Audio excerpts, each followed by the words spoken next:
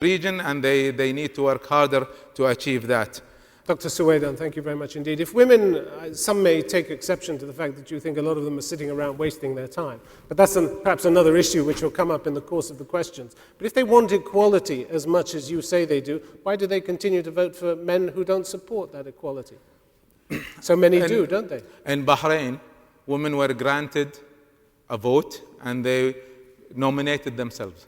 None of them were elected. Now, is this the problem of men? Or is it women not voting for women also? So we need women leagues, we need women training, we need to give... 400-500 years of no training, of backwardness have put its impact on women. Now they need to work harder. Is the quota system the solution? I do not think so. I think the real solution But what if they don't want what you want? I mean, women themselves... What is equality? Equality to me is give me the right to choose. Don't give some the right to choose and some... you give them... They say they have a special position. A lot of women say they have a special position in Islamic countries. They don't want to give that up. Why should you insist that they give it up? Again, what is entitled equality? To men's protection. Equality special is, position. If a lady like Toujan would like to get that right, she should have it. If another lady doesn't want it, it's up to her. In the United States, only 34% vote. Now, how about the others? They don't want to vote. You can't force them into it. So it's a matter of choice. To me, equality means give me the right to choose and give Toujan the right to choose as much as you gave me. Dr. Suwaidan, thank you very much indeed. Sure.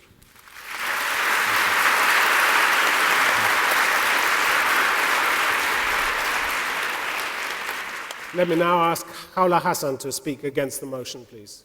Thank you. Assalamu alaikum. Bismillah ar-Rahman ar-Rahim. I speak today as a bridge between two very different worlds. I grew up in a very conservative religious family, but I grew up in London. I have received all my education in London, and as a Londoner, I'm very proud of the background that I come from. And the thing is, living in London, I see all the achievements of the West. I see the progress, I see democracy. I see people being allowed to demonstrate in streets against the war in Iraq, for example. I was there demonstrating, which you often can't do in the Arab world. I write to newspapers regularly complaining about various things, and they always get published. We have free speech there. So there's a lot of things in the West that we were very proud of. But again, as a Westerner, there are a lot of evils inherent in Western society. And some of them, I think, are coming directly as a result of feminism. The social, moral, and sexual anarchy that we are witnessing in the West at the moment, I think, comes straight from there. And I'm worried that the Arab world is sitting there waiting to embrace this anarchy, and that is dangerous. Secondly, I believe the word equality to be a misnomer. In Islam, men and women are equal before God and before the law.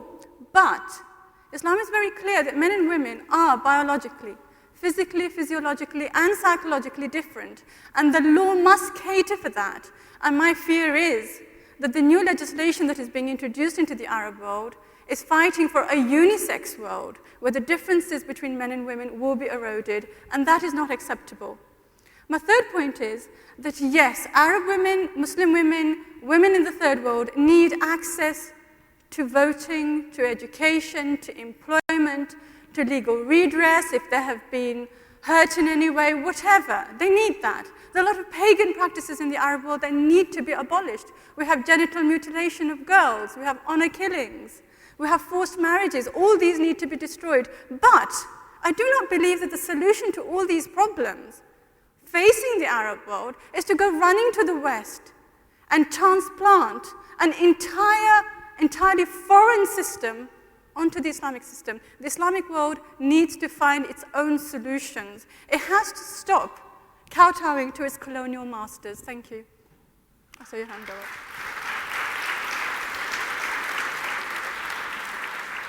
Khola Hassan, thank you very much indeed. You rail against what you call a unisex world, but why shouldn't women want to do the same things as men? We now have two Muslim women, for the first time, they conquered Everest. They climbed Everest, the highest mountain in the world. Why shouldn't they? Women are different, as I said earlier. And the problem at the moment different is they're being in what way? told we are physically different to men. We look different. But if they can climb Everest, what difference does it make? Wonderful, good for them. But the average woman is weaker than a man. The average woman is weaker than a man. There have been a lot of studies in America. Not if they carry a rifle, don't they? No. But, for example, the average body, the muscle weight of a man is 40% of his body, only 23% of a woman's weight. But why is should muscle. they be treated differently, even if there are physical differences? Why? Because you have to make allowances for their weakness. Who says so? God says so. He does? It I think you'll does. meet a lot of resistance on this side of the No, because the thing is, I'm not saying that being equal does not mean, no, being different does not mean that you're less important than the other person.